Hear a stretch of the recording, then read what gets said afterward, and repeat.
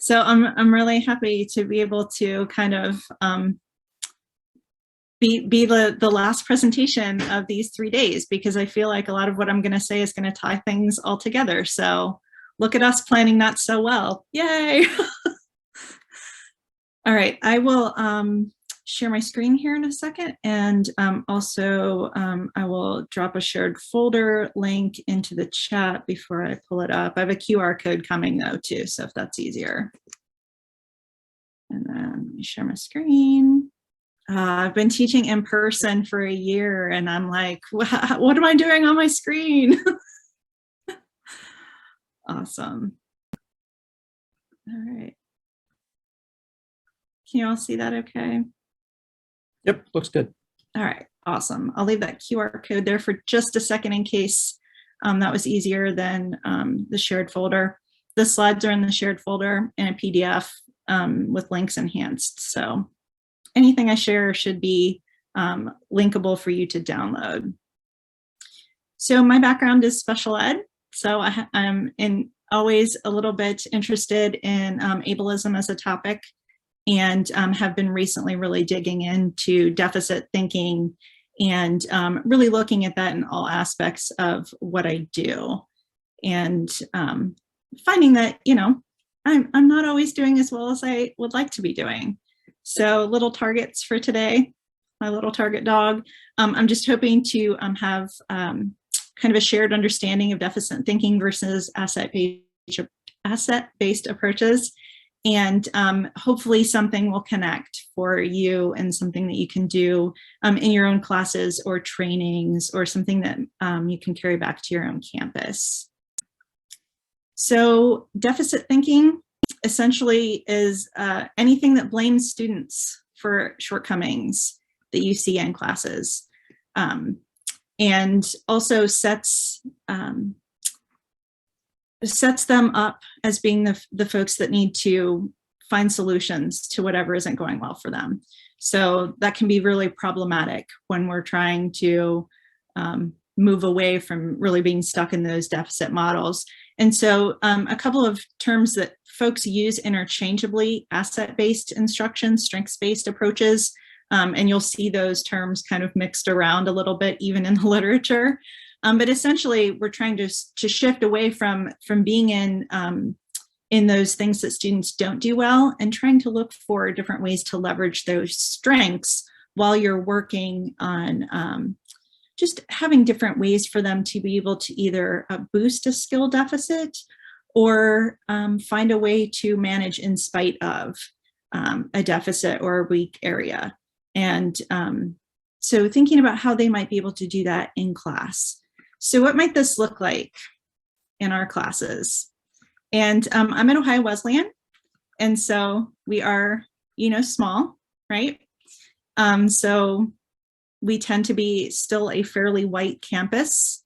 There are pockets of campus that still include students who come from either a middle class or a wealthy background. And so we'll see some judgments made on whether they're a legacy student. So did they have family members who have gone to Ohio Wesleyan before them? Are they Pell eligible? We might see some of our colleagues say things like, oh, the student's just not college ready. Some blame of the high school teachers, right? Students lazy, they just don't care. Well, you know, they transferred from another school, right? So some of those things, students who are registered with the accessibility services, sometimes that comes up as well. And those things become, you know, super challenging. What we see from some faculty is that they'll lower their expectations. You know, I've got a student who's Black. I have a student who is registered with accessibility services. I'm sure they're going to struggle in my class, right? So they've already lowered those expectations. Nothing can help this student. Or the one that I've heard recently, which really stresses me out, is I'm working harder than this student. And that may be true, but as a teacher who teaches other teachers, we are working hard teaching is hard work. And so that's kind of a loaded phrase, and one I don't appreciate when I hear it. So what we're asking folks to do, and what we're training our teachers, our future teachers to do at Ohio Wesleyan is really make a shift and reframe that thinking. So to move things from the student is bored or unmotivated to maybe the content isn't a good match. Maybe it's too easy. Maybe it is too hard. The student isn't prepared.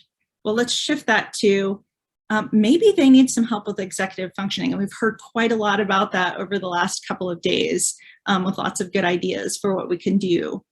Or maybe some of us teach some pretty tough courses. Maybe the content is actually really challenging. So how can I, as an instructor, adjust to meet those needs? And check the chat real quick because I don't have it open. Yes. Yes, students' hard work is not always visible to teachers. And yes, unfortunately, some of you have heard some of those comments on your campuses too. So, but that's okay. We can all remind folks and shift that thinking. So how can we make some disruptions and help folks with the reframing? So let's say that you have a student who is struggling, low quiz scores. So just identifying that problem that you're seeing and trying to keep that in as much of an objective and a neutral tone as possible. So just stating, this student has some low quiz scores. And then let's look at what that student brings. What are their assets? What are their strengths? So this might be a student who comes to every class, is very engaged, but that engagement and that participation just isn't showing up on the quiz scores, but that's a great attribute that I can leverage. So now I'm going to restate that with this new framing. So this student is actively participating and engaged, yet appears to be struggling on quizzes. So now I've got something that's much more objective of a statement and removes any barrier of the student brings this deficit into my classroom, or the student is less than, and moves us into thinking about things in a much more productive way, into something that we can work together to help move them along. So the nice thing about this conference is we're sharing things that we get to do in our own classes. And I have tons of ideas from the past couple of days of things to shift, even with what I'm sharing with you today. So, you know, some of it's already a little dated, right? But one thing that we've heard over and over again is that we have to get to know students. And so this has been big for me always. One of the nice things about being an education professor is I get to do a lot of modeling in my own classes. And so I'm always saying things like, I'm going to show you a way that you can do this in your P12 class. And so building relationships, we just heard a few minutes ago about those first day info sheets. And I have a link to a Google form. It's actually not the Google form though, because I built it in Ohio Wesleyan's Google Suite, and it won't let me share it as a form with you all. So I did share the PDF though, so you can see all the questions, and you're more than welcome to lift it and recreate it on your own. I send the Google form before students come to class, and it gathers much of the same information that we've been talking about over the past couple of days. Important information about how prepared they are. I ask students if they can afford the text, if they are concerned about it. I try to think of all the barriers I can, and then always on any form that I send to students, I have an open question that just says, is there anything else that you need to tell me that I should have asked you, but I didn't? So it kind of leaves this open-ended, like, I've thought of all of these things, but in case there's something else you want to share, here's the box. And I get all kinds of different things. Some of it is who they are. Some of it's appreciation for asking certain questions. Some of it's additional concerns that I haven't really thought of in another question. And so it helps me before they even step foot in the classroom or on my screen to know a little bit about who they are, what they're expecting in the class, things that might be challenging for them, so I can already start to kind of reframe that thinking in my own head. I've started asking students to help me monitor some of my own language. And this is really helpful because students like to point out when you say things you shouldn't. But I have a couple of problematic phrases that I've noticed and become more aware of over time. And I'll, in this safe space with you all today, I'll share one of the things that I say all the time is, oh my goodness, that's so crazy. That's really a problematic thing for me to be saying. And so I've done a fairly good job removing that from my teaching or just my reactions to things. But I've told students, this is something I'm really working hard on. If you hear me say this, will you please interrupt me and bring it to my attention so that I'm aware that this was a time that I was doing this. And so students have been really open to that, and it creates that kind of really nice environment in the classroom where I'm learning just as much as they're learning. And I think that's always helpful for students to see and hear. Thinking about the accessibility of the course, I do welcome videos. So even though I'm teaching face-to-face now, I still on my LMS have a welcome to week, whatever, and I give them like a 1 minute, here's what we're going to be doing this week. If there's something fun happening on campus, sharing with them. That's been really well received. So I've kept that. And anytime I have an important assignment, something that I have a key concept that I think they may want to revisit, I've been doing just these like 2 and 3 minute video clips so that if students either miss class or they need to repeat something, there's a video where they can go back and just hear that small piece. And then anything that's a large assignment, I will go through the assignment with them. I'll have the assignment up on my screen and I'll use tools to show them like, here are the important parts, here are things that I want you to remember.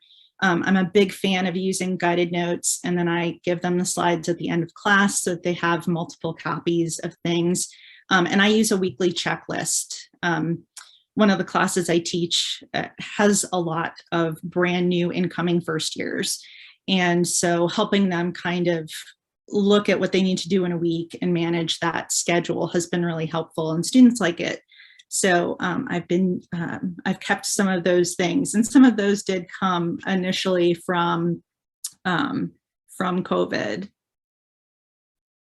So a couple of other things that I've been really mindful of, building in as much student voice and student choice into the college classroom. My background is teaching special ed, and I used to teach middle school special ed, and I had a lot of student choice and voice when I was teaching in the middle school, but some of that over time just kind of filtered away as I was teaching at the college level. And so I've pulled a lot of that back in.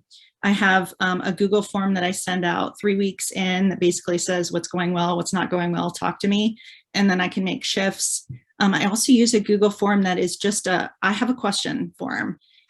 And that form just gets distributed. It's available to students. And so it's a really safe way for them to ask any kind of question.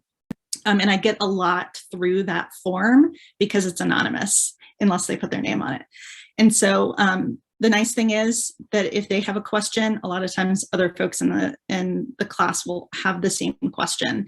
And so it allows me to very safely address that in the main group and be able to say, this question came through, and I think maybe a few of us have it, so I'm going to talk about this. Or I may just make the adjustment without even mentioning that it came through the form. If the students do put their name on it and ask me to individually come to them, I can do that too. And then the final thing I've shared with you, I've gotten away from some of the traditional final exams. I know that doesn't work in everybody's content area, but I do still offer, the traditional multiple choice, true, false, short answer kind of final exam. But I've given some students some options to do other things. And I've shared with you that document that kind of goes through some of the different options.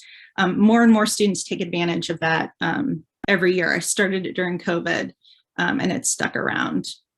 So I've been looking carefully at my syllabus for tone and for some of the policy language.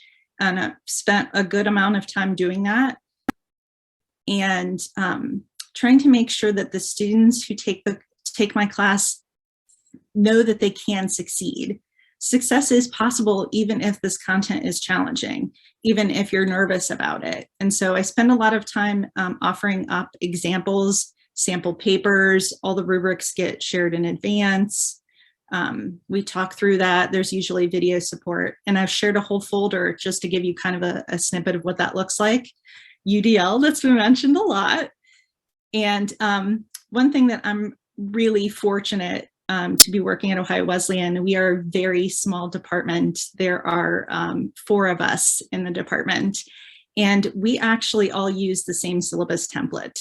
So we've heard from students that it can be a little overwhelming when you're going to different classes and everyone's got a different format and it's hard to know where things are. Not all professors go through it. So in our department, we've tried to streamline as much as possible. We put things in all of the same places using the same format, and some of our policies are also standard. And I've shared our template with you so you can kind of see what that looks like. And, you know, that does not work for all departments, and I'm well aware of that. And I feel really, really lucky to be in a department that is so collaborative. But some of us do work in rather small departments. That may be worth, you know, a conversation about whether there's even just a format that could be the same. You know, you might not be able to get to the policy conversation, but even just everybody agreeing to put their office hours at the top or something can be a huge win for students. It's really been interesting to kind of see some of the differences across different groups. So I know we are close on time. I'm going to show you a couple of examples that I've seen recently, and these are the kinds of things that are out there when we're talking about challenging this deficit narrative, right? This is not my syllabus, but I have seen this on more than one. The bold, the assumption that people are going to be late, the assumption that people don't have good reasons for being late with work, and a lot of just, you know, really punitive measures. So let's get that off the screen. So, you know, it's language that's better, right? We've heard some conversation about trying to balance that rigor and high expectations with things that just are human and allow for humanity to occur, because life is challenging and difficult. So this one gets a little bit better. This is from my syllabus, so it's a work in progress, but it's definitely better than what's there. This kind of participation stuff, it has aspects that make it seem like it's okay, but then when you really start thinking about it, it has kind of an icky feel to it, and could be just moved into something that's much easier for students to understand, right? Really clear expectations, trying to encourage students, if you do have something that's going on in your life that's really challenging, you know, that's super helpful. And then building in choice and structure into your syllabus. This is the template. This is our syllabus template that we use in the education department. And you can see here, I've got choices for articles and a combination of reading and watching and exploring, so that students have some choices about what order they do things in and some different modalities, choices about whether or not they're going to do an individual or a small group presentation. Not everyone wants to work in groups. That can add a lot of stress. And then in the keynote, we heard a little bit too about making sure that students can earn points in a variety of ways, you know. So this is an example of, you know, many different point possibilities and different kinds of assessments that can be used in an intro level class to try to help students who may have a weakness. Maybe they're not great at taking tests, but maybe they can earn points in other ways. And so this course is heavily padded with other activities that if they just do things each week for the course, they're going to do well. And that's my goal. I want them to do well and earn the content. And then this is an example of an upper level education course where the emphasis here is this is a seminar course. This is a course where they need to discuss, and they're doing a lot of collaborative work. So participation points are weighted in that way. And then here's my contact information. And the last slide that I'm going to actually go ahead and skip has some links.